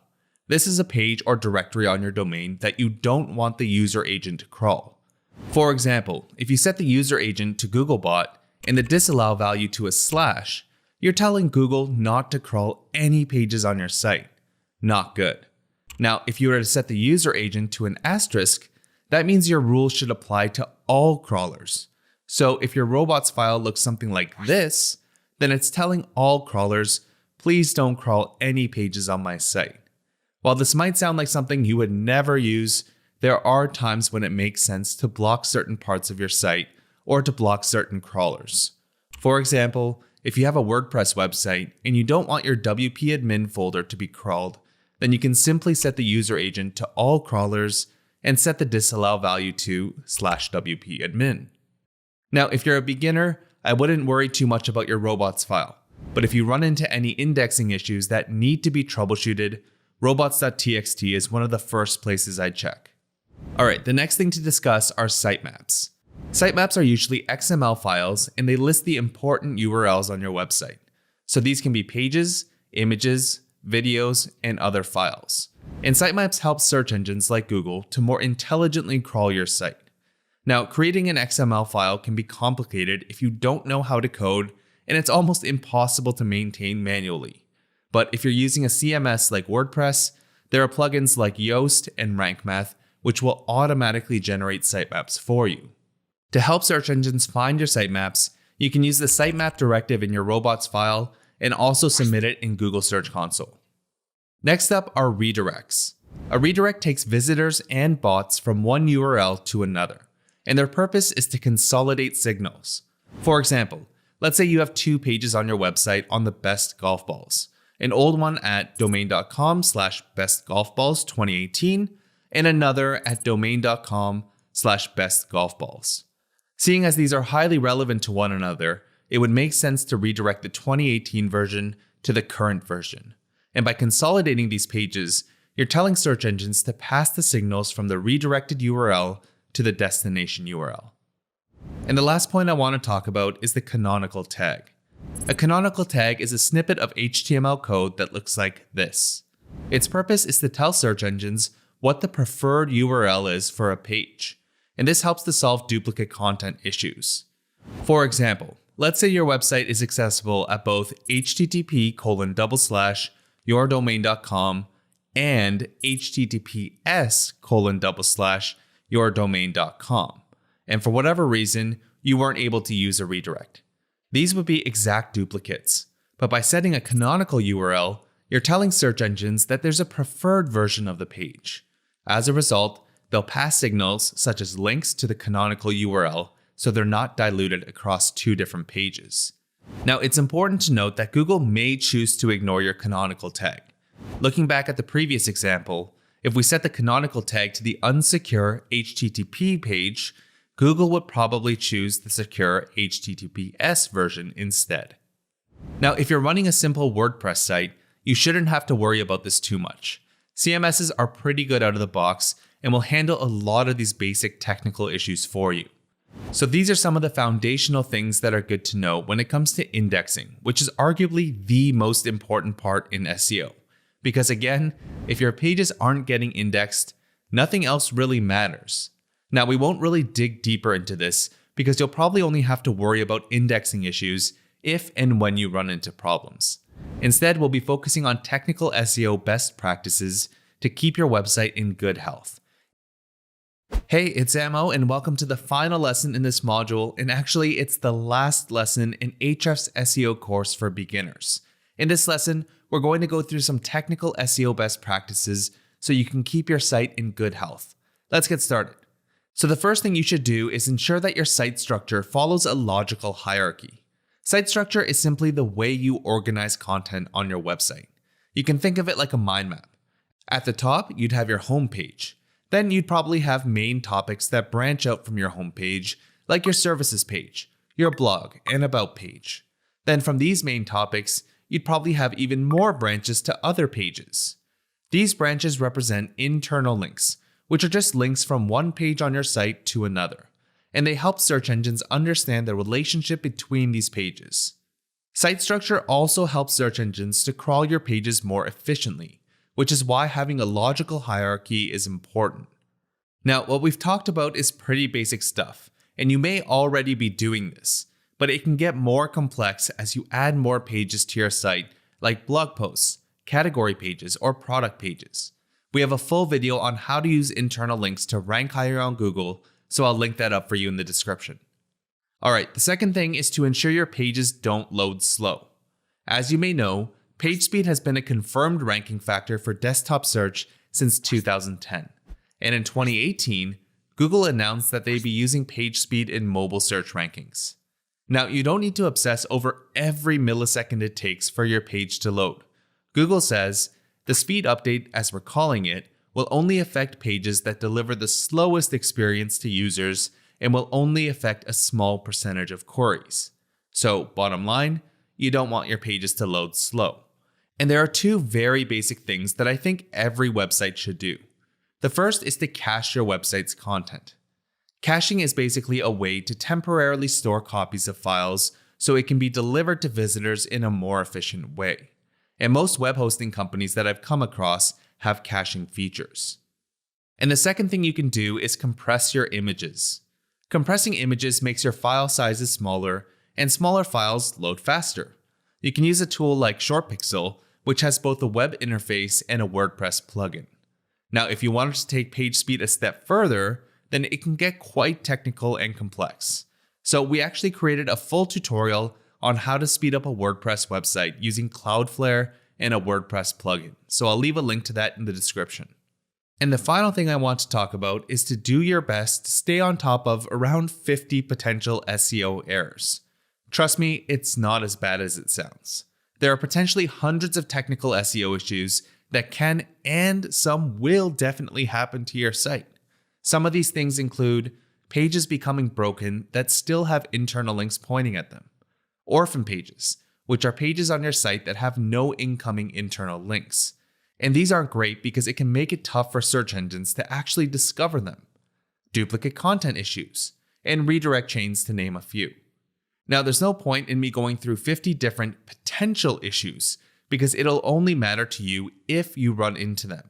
So what I recommend you do is run scheduled website audits on your site. And a website audit will give you a full analysis of potential issues that could be harming your website's SEO performance. If you're an Ahrefs user, you can do that using our site audit tool. And even if you don't have an Ahrefs paid plan, you can sign up for a free Ahrefs Webmaster Tools account, which will let you crawl up to 10,000 pages on each website you own. To get started, go to ahrefs.com/AWT and sign up for your free Webmaster Tools account. Then you'll need to verify your website, meaning prove that you actually own it. You can do that using Google Search Console, which is the easiest method, or if you don't have a Search Console account, you can do it manually. Just enter your domain and click Continue. Then verify your website using one of these 3 methods. And I'll actually just go back and use the Google Search Console method. Next, you'll need to import your sites. And I'll choose to run the first audit now, schedule weekly audits, and I'll also enable the crawl external links option to ensure that we catch any broken or redirected outgoing links. Hit import and the crawl should start running. Now, after the crawl is completed, go to the overview report in your site audit project and you'll immediately see things like your health score, which is a percentage of URLs on your site that don't have errors. You'll also see the top issues we found on your site, as well as the number of URLs that had the issue. So when you run into an issue, you can click on the caret to see a description of what it means and also a short snippet of how to fix it. And once you have an idea of what the issue is and how to fix it, just click on the number under the crawled column to see the affected URLs. Then it's just a matter of fixing them one by one or hiring someone to help. And since you set up weekly scheduled audits, you can revisit the overview report to see if there's any SEO maintenance you can do. And that wraps up Ahrefs' SEO course for beginners. Everything you've learned in this course should be enough to get you indexed, ranking, and to keep your site in good technical health. And I've linked up a playlist in the description to the entire course with all 14 videos, which will be free forever. Thank you for joining me, and I hope you were able to get a ton of value from the course. And make sure to like, share, and subscribe for more actionable SEO and marketing tutorials. Feel free to browse around our channel, and if you have any questions, leave them in the comments and we'll do our best to get to each one. I'll see you in the next tutorial.